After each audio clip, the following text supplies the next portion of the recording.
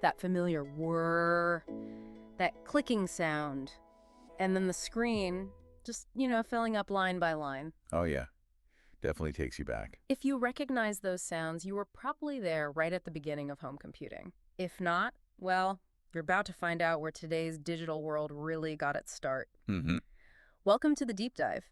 Today, we're jumping into the world of early 8-bit home computers, these seemingly simple boxes that actually started a revolution. Absolutely. We're going to focus mainly on two giants, the Apple II from '77 Right. and the Commodore 64, which landed in '82. Two icons for sure. And our mission today, basically to dig into the stories, figure out the key lessons from these, let's call them relics, and see why they actually still matter to you listening right now. Exactly. It's like looking at the DNA of the tech we use every single day. This Yeah. isn't just nostalgia, though that's fun too. Yeah. It's about understanding the foundations and pulling out insights that are honestly still super relevant.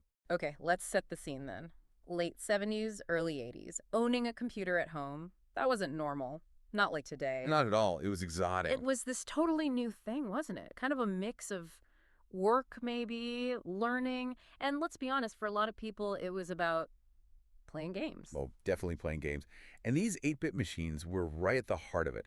So maybe we should quickly explain what 8-bit actually meant back then for the computer itself. Good point. Yeah. What did that mean, practically? So fundamentally, 8-bit means the processor, the brain of the computer, could work with data in chunks of 8 bits at a time, Okay. compared to today.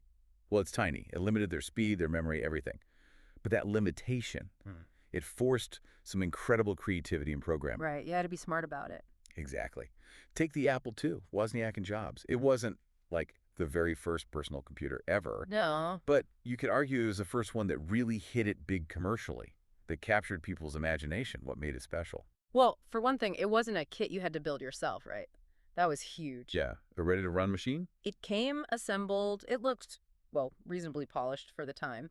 And it had those expansion slots. People could add things, customize it. That expandability was key. It showed a vision beyond just the hardcore hobbyists. Then skip forward a few years, 1982, the Commodore 64 shows up. And if Apple opened the door, a crack... Like the C64 blew it wide open. Yeah, why? What was the C64's magic formula? Price. Simple as that, almost. Yeah. Jack Tramiel at Commodore, he was relentless about making it affordable. Computers for the masses, not the classes. Wasn't that his line? Something like that, yeah. Yeah. And the C64 was way cheaper than the Apple II. But here's the kicker. Yeah. It wasn't just cheap. It had seriously good graphics and sound for the time. Better than the Apple II in some ways. Arguably, yes, especially the sound. It had dedicated chips, the VCC for graphics, the SID chip for sound. These weren't just specs on paper. They made games look and sound amazing. So that really drove adoption, the games. Hugely. It made home computing fun and accessible in a way nothing else really had before on that scale. So you had Apple, kind of the premium expandable option, and Commodore going for mass market with killer multimedia for the price. Yeah. Two different paths. Which leads us to how people actually did things with these machines. And Yeah. you pretty much needed the floppy disk. Ah, the floppy, yeah. It's almost funny now, these plastic squares holding, what was it, 1.44 megabytes on the later ones? If you were lucky, earlier ones held much less, Yeah. like 170 kilobytes for the C64 drive initially. Yeah. Wow. That's nothing. Less than one decent photo on my phone now. What was it like actually using them? It was very physical. You held your data, Yeah. you slid the disk in, closed the latch. Heard that clunk. Exactly. Then the drive starts whirring, clicking, Yeah. and seeking the data, and you just wait, Sometimes for a long time. sometimes for what felt like forever. It definitely taught you patience, a different relationship with technology than the instant access we have now. And the loading screens, they weren't always just blank, were they? Sometimes you got cool pixel art, a little taste of what was coming. Yeah, some developers really made an art form out of loading screens. And speaking of what loaded, the software, the games. Right. Oregon Trail. Suddenly everyone knew what dysentery was. Yes. Tragic but true. Pac-Man coming home from the arcade. Tetris, which was just addictive. These weren't just games. They were like cultural events passed around on discs. They really were. And that limited disk space, it totally shaped how games were made. Developers had to be incredibly efficient. Every byte counted. No room for wasted code. None. It also meant you often got games in parts or you shared disks with friends. It built this real community around finding and sharing software. So it wasn't just the machines or the disks, it was the people, too. We mentioned Jobs and Wozniak at Apple. Their impact is obvious. Undeniable. And Jack Trammell at Commodore, driving that affordability. Who else was important back then? Well, sticking with the UK for a moment, you absolutely have to talk about Sir Clive Sinclair. Ah, the ZX Spectrum. Exactly. Hugely popular over there, maybe less so in the US, but it was massively influential. Super cheap, got loads of people into computing and programming, and kickstarted a huge software industry in Britain. So different players, different approaches, all pushing things forward. Yeah, it wasn't just a two-company race. Yeah. And beyond the big names and the main tech, there were all these cool little quirks, things that define the era, Yeah. like Easter eggs. Oh, yeah. Finding hidden secrets in games. Like that first one in the Atari game adventure, the developer hiding his name. Warren Robinette, yeah. It was this little act of rebellion almost, but it created this sense of mystery, encouraged players to poke around, look behind the curtain. It suggested a human connection with the creator. A little wink from the developer. I like that. And then there was BASIC. Right, built right in on so many machines. You turned it on, and boom, a programming language staring you in the face. It wasn't just about using software. You could actually make your own stuff. That was huge. It democratized not just using computers, but creating with them. It sparked this massive wave of amateur programming, people writing their own utilities, their own games.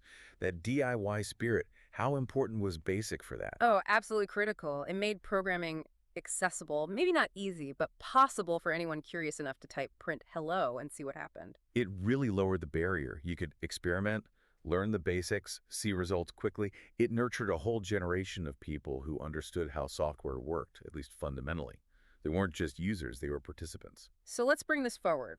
Thinking about today, about, the listeners right now, what lessons can we actually pull from this 8-bit era? Well, one big one for me is just embracing simplicity, or maybe working effectively within limits. Right, they had so little power, so little memory, yet they achieved so much. It shows innovation doesn't always need more complexity, does it? Not at all.